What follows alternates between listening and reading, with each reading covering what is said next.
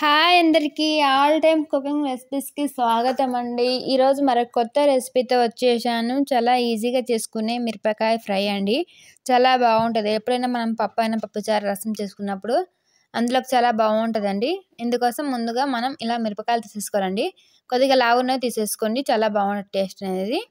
కారం కూడా కొద్దిగా తక్కువ ఉంటుంది కాబట్టి లావున్నవి తీసుకోండి.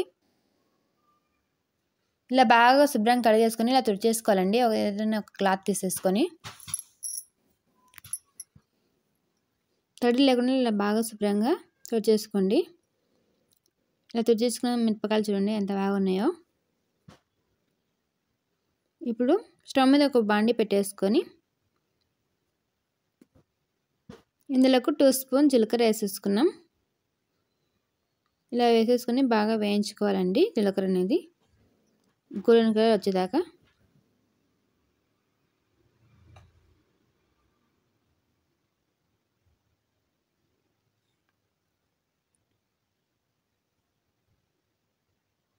ఇలా వేయించుకున్న తర్వాత పక్కన పెట్టేసుకుందాం. ఈలోపు మిరపకాయలు అనేది తడి అనేది అస్సలు లేకుండా ఉంది. ఇప్పుడేమో ఇందులో ఇలా కట్ చేసుకోవాలండి. మధ్యలో ఇలా ఘాట్లు వేసేసుకోవాలి. మిరపకాయలు అన్నీ ఇలాగే వేసేసుకున్నాం. చూడండి, విత్తనాలు ఏం తీయకండి. ఇంకా చిన్నపిల్లలు ఉంటే ఒకవేళ తీసేసుకోండి. ఇప్పుడు ఒక మిక్సీ జార్ తీసేసుకొని ఇందులోకి 2 గ్లాసుల పుట్నాల పప్పు, వేయించుకున్న జీలకర్ర, కొద్దిగా సాల్ట్ వేసుకున్నామండి. మీ టేస్ట్ తగ్గట్టు వేసుకోండి. కొద్దిగా ఎక్కువనే ఉంటే బాగుంటుంది టేస్ట్ అనేది. ఇలా పక్కన పెట్టేసుకొని తర్వాత ఒక ప్లేట్ తీసేసుకోండి. ఇలా ఘాట్లో వేసుకొని పెట్టుకున్న మిరపకాయ తీసేసుకొని మనం పొడి చేసుకున్నాం కదా పుట్నాల పొడి, ఇందులో నింపేసుకోవాలండి.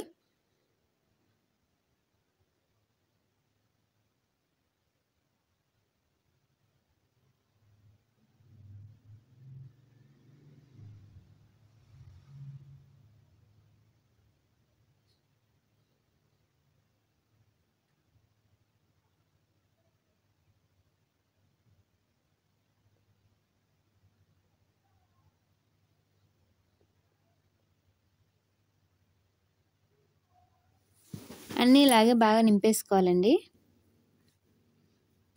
వీడియోని చివరి వరకు చూడండి. నచ్చితే లైక్ చేయండి, షేర్ చేయండి, సబ్స్క్రైబ్ చేసుకోండి ఫ్రెండ్స్. కొత్తగా ఎవరైనా చూసే ముందుకు మన ఛానల్ సబ్స్క్రైబ్ చేసుకుని మరిన్ని వీడియోస్ కోసం అలానే బెల్ ఐకాన్ని క్లిక్ చేయండి. మేము చేసే ప్రతి ఒక్క వీడియో మీ దగ్గర నోటిఫికేషన్ వచ్చేస్తుంది. చాలామంది వీడియోస్ పెట్టట్లేదు అంటున్నారు కదా, మేము కొద్దిగా కుదరట్లేదండి. ఇప్పటి నుంచి కంటిన్యూ చేస్తాను. చూడండి,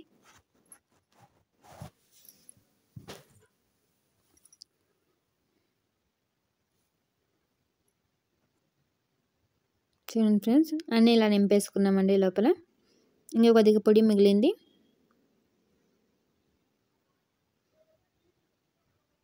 ఇప్పుడు స్టవ్ మీద ఒక బాండి పెట్టేసుకొని ఆయిల్ వేసుకున్నామండి. ఆయిల్ కొద్దిగా హీట్ ఎక్కాక ఇలా ఒక్కొక్కటిగా పెట్టేసుకోండి. మొత్తం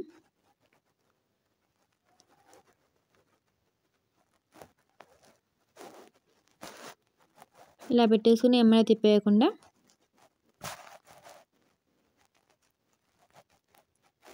ఒక నిమిషం తర్వాత తిప్పేసుకోండి.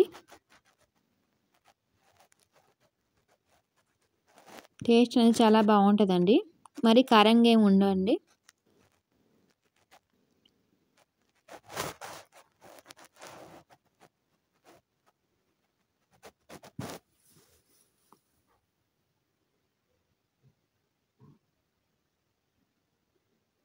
చూడండి, ఇలా బాగా వేయించుకున్న తర్వాత ఎంత బాగా అనిపిస్తున్నాయో. పప్పులోకైనా, పప్పుచారులోకైనా, రసంలోకైనా చాలా బాగుంటుంది. లేకపోయినా మామూలుగా అన్నంలో తినొచ్చండి. పైనుంచి ఇలా పుట్నాల పొడి మనం మిక్సీ పట్టేసుకున్నాం కదా, అలా ఇలా వేసేసుకొని బాగా కలిపేసుకోవాలండి.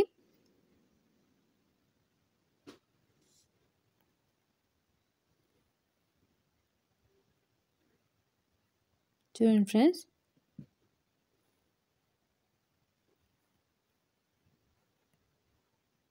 ఇప్పుడు తీసేసుకుందాం ఒక్కొక్కటిగా. ప్లీజ్ అండి, మీకు కానీ వీడియో నచ్చినట్టయితే లైక్ చేయండి, షేర్ చేయండి, సబ్స్క్రైబ్ చేసుకోండి. కొత్తగా ఎవరైనా చూస్తే ముందుగా మన ఛానల్ సబ్స్క్రైబ్ చేసుకోండి. అలాగే రెసిపీ ఎలా ఉందో కామెంట్ చేయండి ఫ్రెండ్స్. చాలా ఈజీగా చేసుకోవచ్చు, చాలా బాగుంటాయండి. మనం పుట్నాల పిండి పక్కన పెట్టేసుకున్నాం కదా, అంతా వేసేసుకుంటామండి. లాస్ట్న మొత్తం వేసేసుకొని తీసేసుకుంటాం.